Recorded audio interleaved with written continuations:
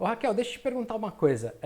Eu tenho certeza que as pessoas gostariam de saber, as que vão ouvir e assistir esse vídeo, quais seriam as dicas que você daria para uma pessoa que está iniciando na jardinagem? Fala, pô, eu quero começar uma hortinha ou então ter umas flores em vaso, alguma coisa do tipo. Tem umas 5 dicas assim principais que você daria? Como que essa pessoa começa? Como que ela inicia? Vamos lá, vou elaborar aqui na hora, você devia ter me passado antes das perguntas. Mas vamos lá. Eu acho que é importante você começar, embora quando a gente começa, cada plantinha que você compra, você se apaixona cada vez mais pelo negócio. É um caminho sem volta, né? É um vício, assim, maravilhoso, digamos assim, né? Então, ir com calma. Tenta não comprar todas as plantas que você acha linda pela frente, né?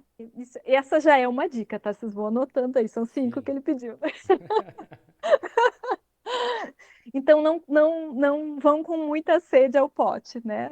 Eu sei que a gente se apaixona, mas vai devagarinho. Se não Sim. você investe aquela grana, né, em planta e planta adulta já bonita, é bem mais cara do que a planta novinha, né? Na minha época, quando eu comecei a estudar, já era assim, e hoje em dia está cada vez pior, né? Você paga ali facinho, né? Vai 800, R$ 900 numa ficus lirata, numa planta da moda, né? E aí, se você não tem muita prática, muita experiência com jardinagem, a chance de você perder uma planta cara assim aumenta, né? Não estou dizendo que isso vai acontecer, mas aumenta, né?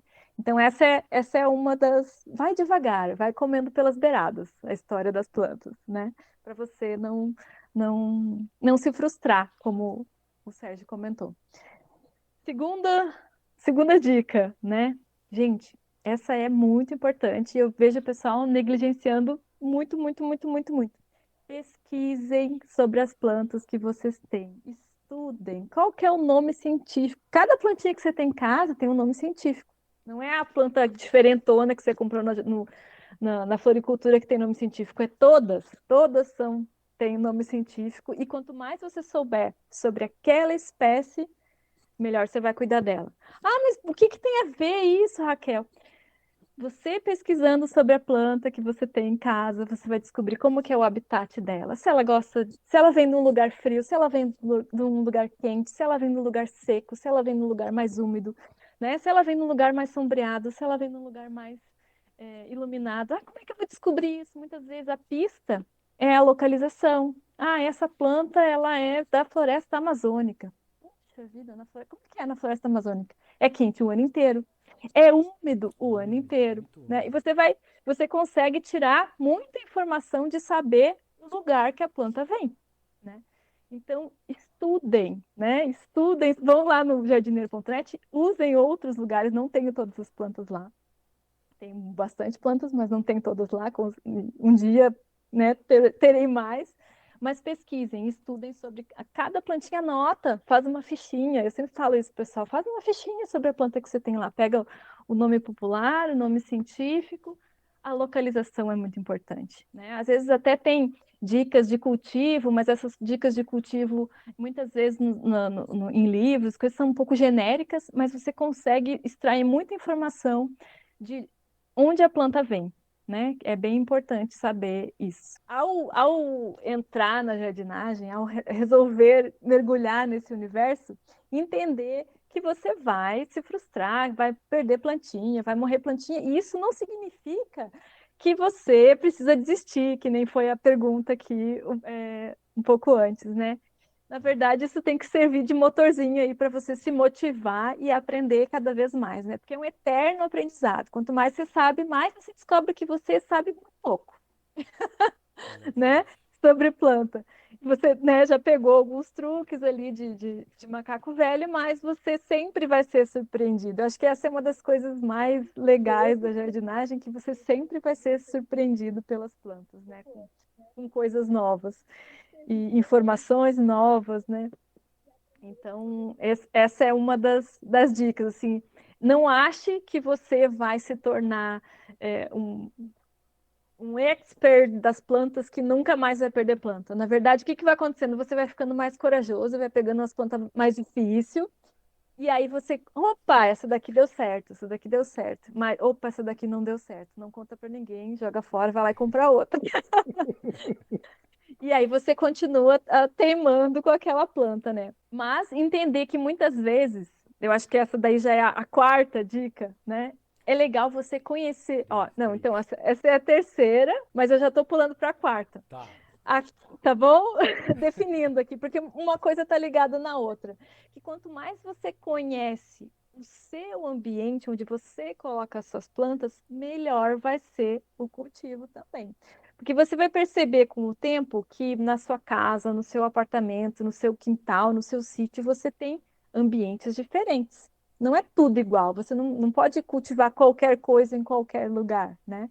Você vai entendendo que nem o Sérgio comentou ali que a posição solar muda ao longo do ano e ele tem que rearranjar as plantas, né? Ele tem que remanejá-las.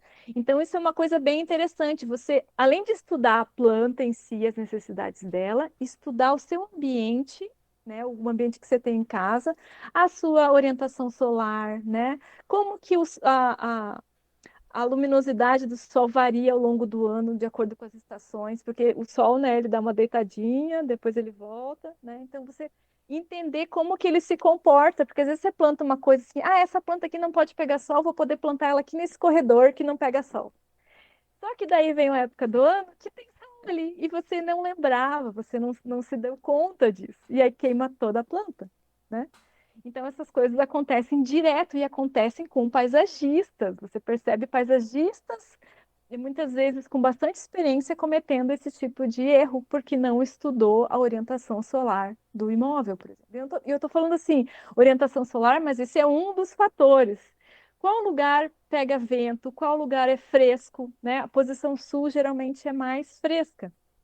Aqui, para quem mora no hemisfério sul, né? No norte é o contrário. Então tem essas variações regionais. Por isso que eu falo, muitas vezes você recebe a dica da pessoa que mora lá no Nordeste, e aí você quer aplicar aqui em Curitiba e não fecha. Claro que não fecha, o clima é totalmente diferente. Nosso país é continental, tem muitas diferenças. Então você precisa discernir que existe essa diferença, né? E avaliar aquilo que você está, aquele conteúdo que você está consumindo com um senso crítico e ver se aquilo pode ser aplicado no seu ambiente ou não, com as suas plantas ou não. Então é isso, estudar, além de estudar as plantas, que eu falei lá na primeira dica, né? Estudar o seu ambiente. Quanto mais você souber sobre as condições de cultivo diferentes que você tem na sua casa, melhor vai ser para você adaptar diferentes espécies ao seu ambiente. Eu vou ir para a última dica agora, para me Vai. sentir assim que a missão foi cumprida. Vamos lá. A última dica assim que eu pensei aqui, que serve tanto para quem cultiva plantas dentro de casa quanto para quem tem um jardim, é pensar que essas plantas que a gente cativa, que a gente cultiva, né, em casa ou no jardim, elas, como elas não estão na natureza, o que acontece? Os ciclos de vida na natureza, eles não se fecham na nossa casa. Eu vou explicar, gente, não se preocupem. Quando a gente entra numa floresta, por exemplo, que a gente vê aquelas árvores maravilhosas e tal, aquilo ali é um ciclo completo. O que acontece? A folhinha da árvore cai no chão, se decompõe e aí retorna o nutriente para a planta, né? E aí o passarinho morre, aí, né? Os ciclos se completam na natureza. Na nossa casa, a gente não permite que isso aconteça. O que que a gente faz? Caiu as folhas, vai lá, varre, junta as folhas e joga no lixo. Então, aquilo não se decompõe e não volta para o substrato, não volta para o solo, no caso, né, no jardim. Os nossos vasinhos de plantas, caiu a folhinha, a gente não deixa aquela folhinha se decompor ali em cima do balcão, né, ou dentro do vaso e voltar o nutriente para a planta, né? Então, na própria horta, você vai lá, cultiva alface, cultiva tomate, cultiva. E muitas vezes você, ao colher, você está retirando também esses nutrientes que não vão voltar para o sistema se você não retornar de alguma forma, né? Então, o que que eu quero dizer? São como se você tivesse as plantas fazendo uma analogia, assim como se você tivesse um passarinho dentro de uma gaiola. Você precisa sempre estar alimentando ele porque ele não pode buscar. né? Na natureza, como os ciclos se fecham e nada é retirado, nada é removido, a planta não precisa ir buscar. Ela pode ficar bem bela lá parada que as coisas vão voltar para ela, né? A folha vai cair e o nutriente vai voltar. A gente não permite isso. A gente vai lá e corta a grama, tira as aparas e joga fora. E isso não volta para o nosso jardim, né? E a fruta que você colhe do pé, você vai lá, tira a laranja da laranjeira, come a laranja e ela não retorna. E a planta teve um trabalho, uma energia para tirar aquele nutriente do solo e tal, e você não está retornando aqui. Então é muito importante as pessoas terem essa percepção e entender que elas precisam fertilizar as plantas, né? Não é só trocar a terrinha, não é só colocar uma terrinha nova, você precisa fertilizar as suas plantas de forma orgânica ou inorgânica ou combinado. Eu sou a pessoa do combinado, que não é nem uma coisa nem outra, porque eu acho que as duas formas são importantes, né? Então, a última dica é essa: lembrem que vocês precisam repor esses nutrientes, porque geralmente a gente só tira e a gente não coloca de volta, né? E isso precisa ser constante, precisa ser bem, um cronograma bem trabalhado. Não estou dizendo que agora ficou difícil, não vou fazer. Não, gente. O legal da jardinagem é o processo, não é o objetivo final. Eu vou colher um pé de alface desse tamanho, maravilhoso.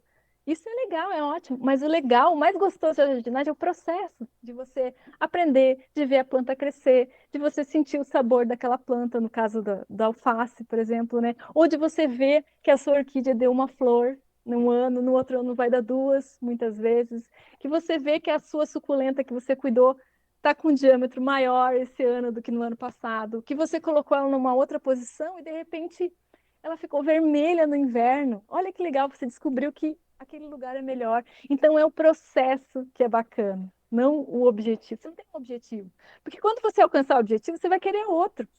É uma coisa assim, uma cordinha que você vai puxando e só vem, não termina, ela não termina. E o gostoso é ir puxando essa cordinha. O divertido é você ir puxando. Então, essa dica de você pensar em fertilizar as plantas, conhecer os adubos, conhecer os fertilizantes e usar eles é bem importante, assim. Eu percebo muito isso. Eu vou dar uma caminhada no bairro, eu vejo grama amarela, vejo as plantas. Tenham cuidado, as pessoas se preocupam em cuidar, mas elas não se preocupam muitas vezes em fertilizar, que é tão importante. Uhum. Então, primeiro, né, visitem lá o jardineiro.net, se você tiver dúvida de planta. Muita gente acha que não conhece, mas quando cair no site lá, já vi esse site. Pode pôr na barrinha dos favoritos aí, que quando precisar é só tum. E se vocês virem alguma coisa errada lá, me falem, por favor, para eu corrigir. No Instagram é o jardineiro underline net, o ponto alguém pegou primeiro, infelizmente. No YouTube é o jardineiro.net também, então você tem o canal no YouTube, que tem bastante informação No, sobre no planta YouTube é também. Jardineiro Net, tudo junto, né? Isso, É jardineiro.net, o jardineiro Jardineiro net, você vai Net no achar, YouTube. você vai, você vai encontrar. Depois a gente põe na E descrição, né, Vou meus botar, filhos? vou botar. ótimo, ótimo. E os cursos eu tenho no curso.jardineiro.net. Se você entrar no jardineiro.net, você pode ir lá no menu, no menu tem uma aba cursos e uma aba livros, né, que são os e-books. Então, das duas formas você pode adquirir os cursos e os livros. E eu queria indicar especialmente para as pessoas que estão começando na jardinagem ou que estão intermediários, e mesmo quem é avançado, o curso Segredos da Jardinagem, tá? Que foi reaberto esse mês passado e tal, tá com preço super em conta.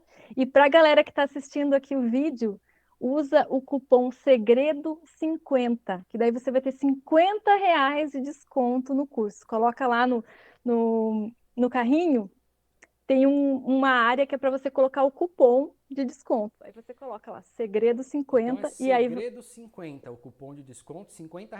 Posso deixar na descrição dessa live aqui, pode né? colocar. Pode. É curso.jardineiro.net, aí vai estar todos os cursos lá. Se você for nos Segredos da Jardinagem, colocar ele no seu carrinho de compras, que é um curso, gente, maravilhoso. Todos os princípios, esses que a gente comentou aqui, que a gente conversou aqui nesse vídeo, estão em profundidade tratados dentro desse curso. Não é um curso superficial, não é um curso de técnica, como plantar, como fazer propagação. Não, não é um curso disso, ele é um curso profundo, detalhado, para você realmente entender de planta, entender de jardinagem. Não é para inglês ver, digamos assim, né? Não é, é uma coisa realmente feita com o que eu acredito que é importante para que as pessoas sejam proficientes, né, em jardinagem, que realmente consigam fazer seus próprios experimentos e intuir muitas vezes o que fazer com as plantas, porque às vezes é isso que falta. Mas para você construir a sua intuição, você precisa ter um conhecimento básico, um conhecimento de princípios, digamos assim, de jardinagem, que está bem profundo nesse curso. É Segredos da Jardinagem.